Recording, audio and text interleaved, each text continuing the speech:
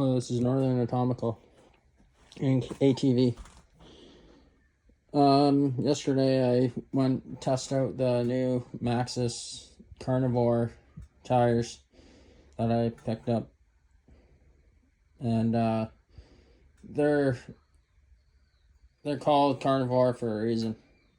They're sure a good tire, and they sure dig when you're on hard pack, loose pack, mud, gravel, rocks, probably snow too, once it snows here in Ontario. But overall, I'll give them a 10 out of 10. There's a lot of reviews on YouTube about these types of tires for side-by-sides or UTVs. And I'm really impressed with the way they perform.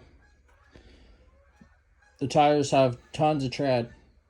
They're not like your normal mud tire. They're more of a radial, which they are radials. They look like a truck tire.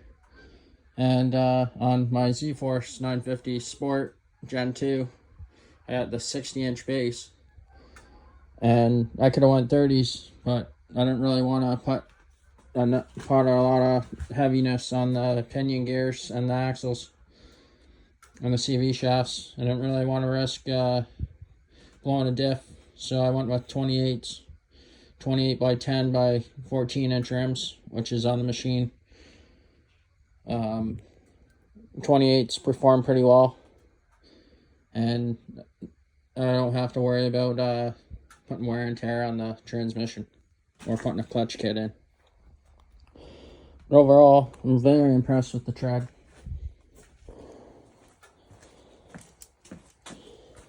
And here's a closer look. They're a little bit soft but hard 8-ply tire with the side lugging, side protection for the sidewall. Very nice tire. A lot of people have their own opinions on them, but I'm so used to running like Kenda Executioner tires, which I'll show you in a minute, on my Polaris 550. And yeah, like these tires perform pretty good compared to those tires. They're a lot more smoother on the road. You don't get that shakiness from the mud tires you run because they cover the road more efficiently.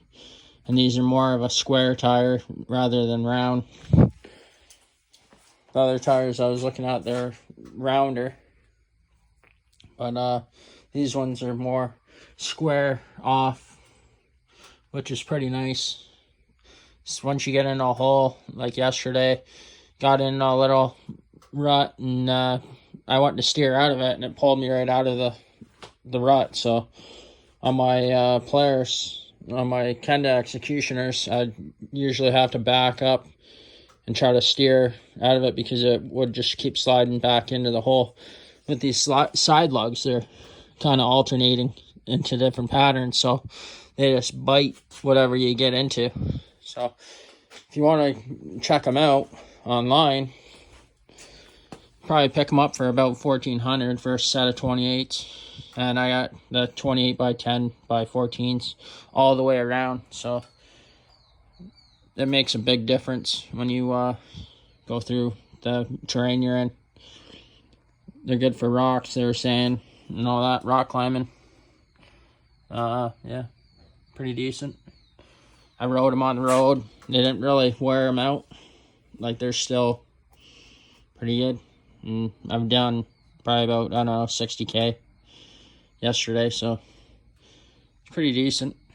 And check out CF Moto. People talk them down and everything, but you know what? They do the same thing as a Can-Am or a Polaris, Razor, or whatever they have, XMRs. But this machine overall, like on the 950s, like this is air box intake for the engine, and then behind the seat, like air filters like right here, so you don't really have to worry about if you're getting into like a hole.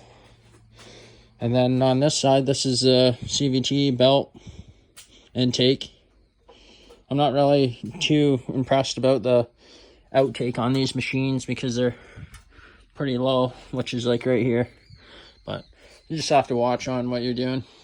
But overall, like, the new 23 Gen 2s come with a rear box installed, ready to go. This is pretty much the machine all that you can get right off the line. But yeah, the Maxxis Carnivores are recommended, I think, for a side-by-side. But hopefully you guys have a good day, and check out the Maxxis Carnivore and CF Moto zforce 950s with the 60-inch wide base. Subscribe, comment, and thanks for watching. Have a nice night, day.